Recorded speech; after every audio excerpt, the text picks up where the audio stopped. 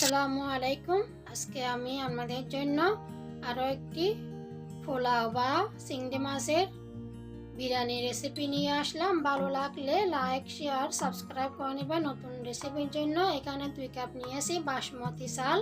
চালগুলো আমি ধুয়ে রেখে দিছি। আর নিয়েছি হাফ কেজি চিংড়ি মাছ নিয়েছি। চিংড়ি মাছগুলো ধুয়ে পরিষ্কার করে নিয়েছি। একেবারে হাফ চামচ লবণ দিয়ে চিংড়ি মাছগুলো খুব ভালো করে মাখিয়ে রাখছি। তারপরে এদিকে তেল গরম করে দিয়েছি পরিমাণ মতো। তারপরে 5টা কাঁচামরিচ দিয়েছি। কাঁচামরিচগুলো দিয়ে একটু ভেজে চিংড়ি মাছগুলো দিয়ে দিয়েছি। চিংড়ি মাছগুলো দিয়ে দুনো পাশে উল্টিয়ে চিংড়ি মাছগুলো ভেজে নিচ্ছি।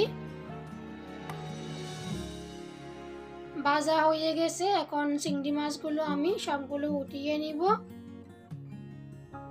তারপরে দিব পেঁয়াজ। 2টা পেঁয়াজ কেটে নিয়েছি বড় সাইজের।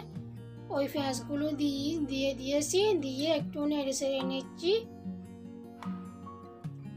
একটু নাড়াচাড়া করার পরে দিয়ে দিচ্ছি হাফ চামচ দিয়ে দিচ্ছি আদা রসুন বাটা।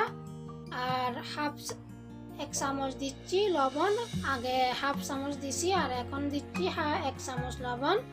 তো লবণটা আপনারা আপনাদের হিসাবে দিবেন। ওগুলো ভাজার পরে দিয়ে দিয়েছি একটা বড় সাইজের টমেটো। আর হাফ চামচ দিয়েছি ভাজা জিরার গুঁড়া।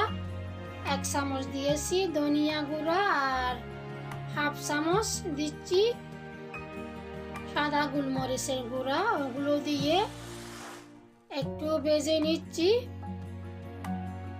একটু ভাজার পরে দিয়ে দিব যে চিংড়ি মাছগুলো ভেজে রাখছি ওগুলো দিব। তার আগে দিচ্ছি 2 চামচ 4 চামচ বিরিয়ানির মশলা দিয়ে দিয়েছি। ওখানে আলু বোখারা সহ আছে। চিংড়ি মাছগুলো দিয়ে দিয়েছি। চিংড়ি মাছগুলো দিয়ে মশলার সাথে ভালো করে চিংড়ি মাছগুলো মিক্স করে নিচ্ছি। এখন দিয়ে দিব যে চালগুলো ধুয়ে রাখছিলাম ওই চালগুলো দিয়ে দিব। কোনো চালগুলো আমি ভিজিয়ে রাখি নাই। এই চালগুলো হচ্ছে একদম নতুন চাল। ও নতুন চাল হলে বেশিক্ষণ ভিজিয়ে রাখতে হয় না, ধুয়ে দিয়ে ফেলতে পারে। তো চালগুলো দিয়ে 2-3 মিনিট আমি চালগুলো ভেজে নিচ্ছি। চালগুলো 2-3 মিনিট যখন ভেজে নিব চালগুলো একদম ঝরঝরে হবে। 2-3 মিনিট ভাজার পরে দিয়ে দিচ্ছি 3 কাপ হয়ে আর হাফ কাপ পানি। 2 কাপের মধ্যে এমনি 4 কাপ পানি দিতে হয়, কিন্তু চালগুলো একদম নতুন সেজন্য 2 কাপ চালের মধ্যে 3 কাপ হয়ে আর হাফ কাপ পানি দিছি। কারণ চালগুলো তাড়াতাড়ি সেদ্ধ হয়ে যায় আর পানিও কম লাগে সেই জন্য।